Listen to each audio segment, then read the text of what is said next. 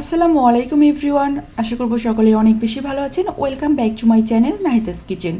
আজকে নাহিদাস কিচেনে আপনাদের জন্য থাকছে রেগুলার রান্নার ভিডিওতে পাঙ্গাস মাছের এই স্পেশাল ভুনা। তো অনেকেই আছেন পাঙ্গাস মাছটা পছন্দ করেন না, অনেকের পছন্দের তালিকাতে সর্বপ্রথমেই থাকে পাঙ্গাস মাছ। তাদেরকে বলছি আমার এই রেসিপিটা অবশ্যই একবার বাসায় ট্রাই করবেন, তাহলে দেখবেন ছোট বড় সবাই খুব পছন্দ করবে। হয়তো পাঙ্গাস মাছটা ছোটদের বেশি পছন্দ, কিন্তু আমরা বড়রাও কিন্তু এই মাছটা খেতে খুব পছন্দ করি। কিন্তু অনেকেই আছেন যে এটা থেকে একটা স্মেল আসে, গন্ধ আসে, তারা সেটার জন্য এটা খেতে পারেন না। তাদেরকে বলছি আজকের ভিডিওটা অবশ্যই দেখবেন, আর এইভাবে করে একবার হলেও বাসায় ট্রাই করবেন। তাহলে চলুন দেরি না করে ভিডিওটা আমি শুরু করে দিচ্ছি। আমি এখানে বাজার থেকে একটা বড় বিশাল সাইজের পাঙ্গাস মাছ নিয়ে এসেছি, আর এই বিশাল সাইজের পাঙ্গাস মাছটাকে কিভাবে গন্ধ ছাড়া সুন্দর মতো রান্না করতে পারবেন সেই টিপস অ্যান্ড ট্রিক্স সহ বলে দেবো এই ভিডিওতে। সর্বপ্রথমে আমি মাছটাকে ভালো করে কেটে ধুয়ে নিয়েছি। ধোয়ার সময় আমি লবণ আর লেবুর রস ইউজ করেছি।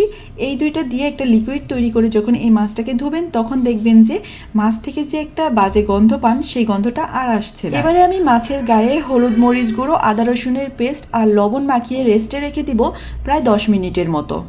আপনারা যখন এই মাছটাকে স্টোর করবেন ফ্রিজে রাখার আগে এই মাছের প্যাকেটের মধ্যে বা বক্সের মধ্যে আপনারা এক টুকরো লেবু রেখে দিবেন, তাহলে দেখবেন যে 1 মাস পর্যন্ত এই মাছটা একদম ফ্রেশ থাকছে, রান্নার সময় কোনো রকমের ব্যাড স্মেল পাচ্ছেন না। এবারে চুলায় প্যান গরম করে নিয়েছি, এখানে আমি তেল দিয়ে দিলাম।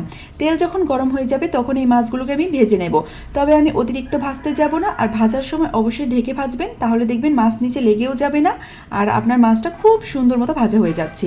এই টিপসটা অবশ্যই ফলো করে একবার বাসায় মাছ ভেজে দেখবেন, শরীরেও ছিটে আসবে না তেল, আর তার উপরে আপনার মাছটা নিচে লেগে যাবে না, সুন্দর মতো মোচমোচে ভাজা হয়ে যাবে। এবারে আমি এখানে এক টুকরো কিন্তু এই মাছেরই তেল দিয়ে দিয়েছিলাম, দেখুন কত পরিমাণে তেল হয়ে গেছে। চেষ্টা করবেন পাঙ্গাস মাছ রান্না করার সময় তেলের পরিমাণ একটু কম দিতে, কেননা এই মাছটা থেকে অলরেডি অনেক পরিমাণে তেল চলে আসে। এবারে সেই তেলের মধ্যে আমি 1 টিস্পুন জিরে আর একটা তেজপাতা দিয়ে একটু ভেজে নিয়েছি, তারপর 1 কাপ পেঁয়াজ কুচি দিয়েছি, তারপরে এখানে হাফ কাপ পানি অ্যাড করেছি, তবে সবগুলো আগে একটু ভেজে নিয়েছিলাম। এবার আমি বাকি মশলাগুলো অ্যাড করেছি, আদা রসুনের পেস্ট, তারপর হলুদ, মরিচ, জিরে, ধনিয়া গুঁড়ো, আর দিয়েছি সাথে স্বাদমতো লবণ। আপনারা প্রত্যেকেই জানেন আমি সিক্রেট মশলা দিয়ে রান্না করি, তাই আপনারা আপনাদের তরকারিতে যেই মশলাগুলো বাসায় দিয়ে থাকেন সেগুলোই পরিমাণ করে এখানে দিয়ে দেবেন।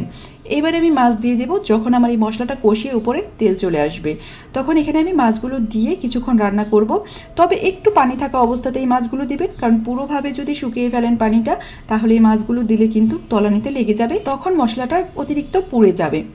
এবারে আমি মাছটাকে উল্টে পাল্টে কিছুক্ষণ কষিয়ে নেব। কষিয়ে নেওয়ার পরে এখানে পানি অ্যাড করে দেব। আপনারা রান্নার সময় কড়াইটা ধরে ঠিক এইভাবে কিছুক্ষণ ঝাঁকি দিবেন, তাহলে দেখবেন প্রত্যেকটা রান্না খেতে কিন্তু একটু অন্যরকম মজা লাগে। তো আমি এই কাজটা প্রত্যেকটা রান্নাতেই করে থাকি, আমার খুব ভালো লাগে।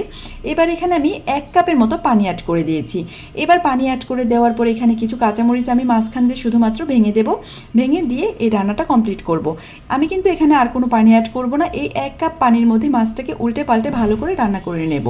আর চুলার আঁচটা কিন্তু আমি মিডিয়ামে রেখেছি, হাই করে নিই। হাই করলে অতিরিক্ত তাপে পানিটা তাড়াতাড়ি শুকিয়ে যাবে, তখন দেখা যাচ্ছে মাছটা ভালো করে হচ্ছে না। রান্নাটা যখন কমপ্লিট হয়ে যাবে তখন এখানে ধনিয়া পাতা অ্যাড করে দিয়েছি, আর এবার চুলার আঁচটা বন্ধ করে দেব। তো সবাই ভালো থাকবেন, আর আজকের মতো এখানেই যাচ্ছি, দেখা হচ্ছে অ্যানাদার ভিডিওতে। আসসালামু আলাইকুম।